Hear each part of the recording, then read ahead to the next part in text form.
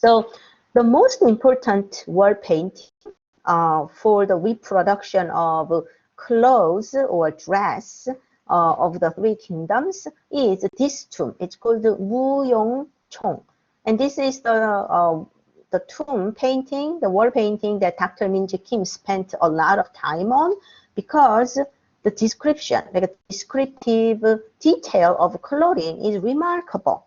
So that's why a lot of people, especially the Queen Sanda, you will see the drama Queen Sanda, even though it is based on Shilla, not Goguryeo, but you will see the ordinary citizens' clothes are probably based on this kind of models. So this one shows well that our understanding of that jacket and pants ensemble.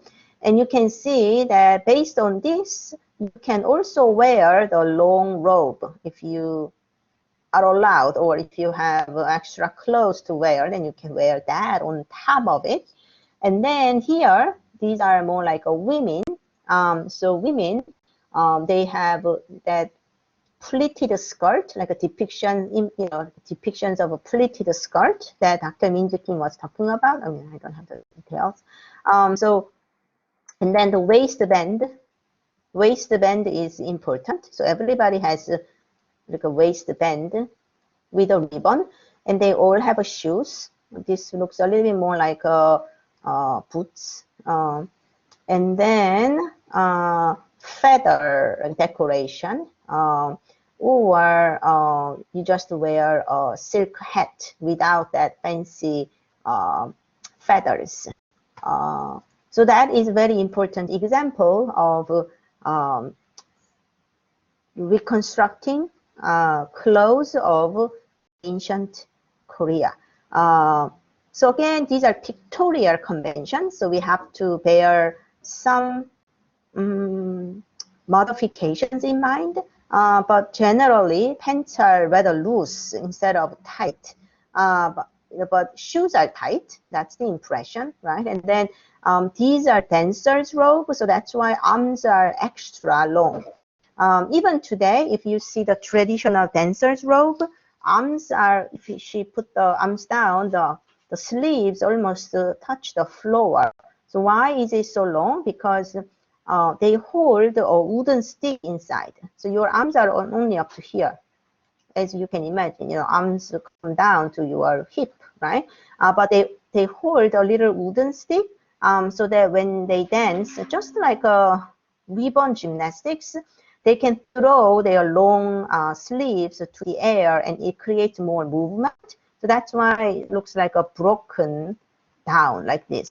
But that dance prop, like a little wooden stick, like it looks a little bit like a wooden stick of 5 inches or something.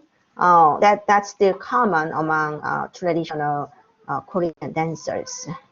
So muyongchong is very important example. And then on the other side of the muyongchong, you also have hunters. So these are upper class warriors. And Goguryeo people were known as proficient hunters. So their specialty is not holding the horse bridles. Like especially this one, the horse is running toward the right side, right? When we see this front. But this, the warrior can look backward and then shoot the, arrow. Then he can catch the stag. So that's the idea. But, look at the legs of the horse. You can imagine that they are not standing on their 4 legs. They are flying on their 4 legs, right? How fast they are going. But then he doesn't lose balance backward and still maintain his poise and shoot the stag. So these are their military skills. But again, you can see that balloon style wide leg pants, and then the tight belt, and then the feather decoration. So that's more like a special decorations. So menswear. In a way, they are active wear, right? Like the word active wear. instead of walking or leisurely, what is it? Not walking. What's the name of the promenade? Like a, it's walking, but it's more like at a leisurely pace, creating a graceful movement. I mean, that it has nothing to do with those. They are really in action, active wear. So that's how Korean people were known in the beginning. Originally, they are coming from nomadic background, all the way from Siberia, if you see the proto kingdom. So somehow they have this tight sleeves, and then the waistband, very important, and then the pants with wide legs, so that it's easier for mounting the horse and demounting the horse or running around. You have these kind of examples of shoes made with the metal spike. This one is made of gold. So people assume that the gold shoes is rather, made for, what is it, the funerary purposes. This is why it's well preserved.